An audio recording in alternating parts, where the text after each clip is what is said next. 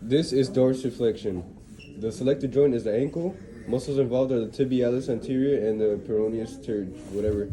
Agonist tibialis anterior. The antagonist is the soleus.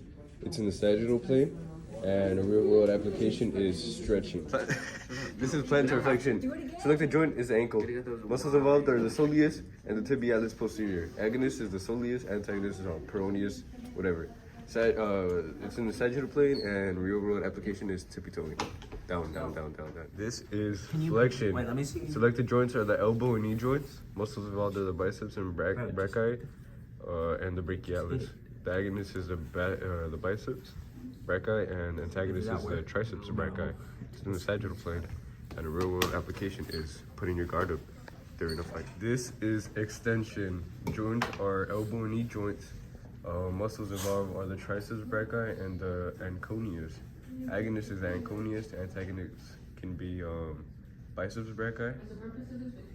It's in the sagittal plane, and a real-world application is casting the fishing pole. This is hyperextension. Selected joints are the elbow, knee joints. Muscles are the triceps brachii and the anconeus. Agonist is the triceps brachii. Antagonist is the anconeus. Actually, no, it's the brachialis, my bad. It's in the sagittal plane, and a real-world application can be, what can a real-world application be? I don't know. Like, What do you mean? bowling. Yeah. This is abduction. The joints are the shoulder and the hip. Muscles involved are the deltoid, supraspinatus. Agonist is the deltoid, and antagonist is the pectoralis major. It's in the frontal plane, and a real-world example is a hug. This is adduction. Joints are the shoulder and hip. Muscles involved are the pectoralis major and the teres major. Agonist is the teres major. Antagonist is the deltoid. It is in the frontal plane, and an example would be swimming. What? That is eversion. Hold on. Joints involved are the ankle, the peroneus longus, and the peroneus brevis are the muscles involved. The agonist is the peroneus longus, and the antagonist is the tibialis anterior. Frontal plane, it's in the frontal plane, and an example could be rolling your ankle while playing like basketball or something. This is inversion. Joints involved are the ankle, muscles involved are the tibialis anterior. Agonist is the tibialis, the anterior,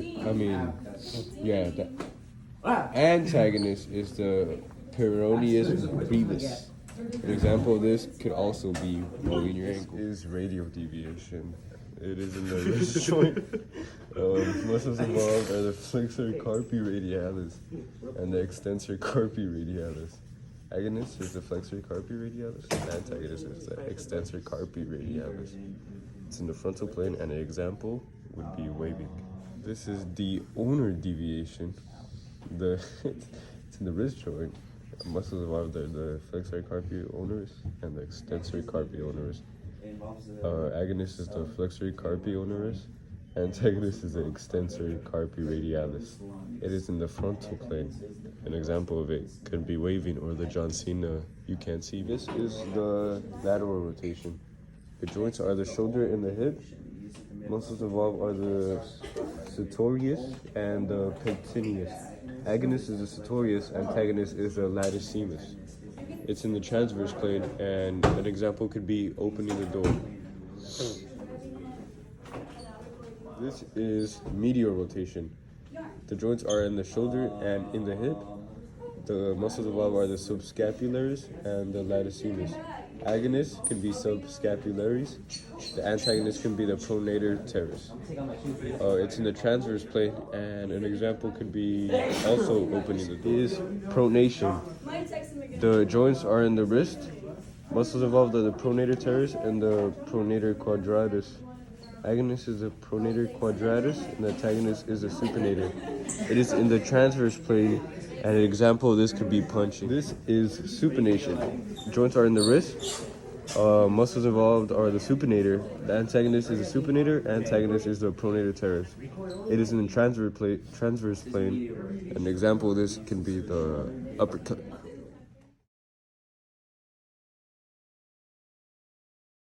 circumflexion. It is in the shoulder joint. Muscles involved are the pectoralis major and the deltoid. Agonist is the deltoid. Antagonist is the lumbrical muscles. It is in multiple planes, and an example of this can be staring caveman. This is opposition. It is in the finger joints. Muscles involved are the lumbrical muscles and the flexor digitorum. The agonist is the lumbrical muscles. Antagonist is the deltoid. It is in multiple planes. An example of this can be eating chips.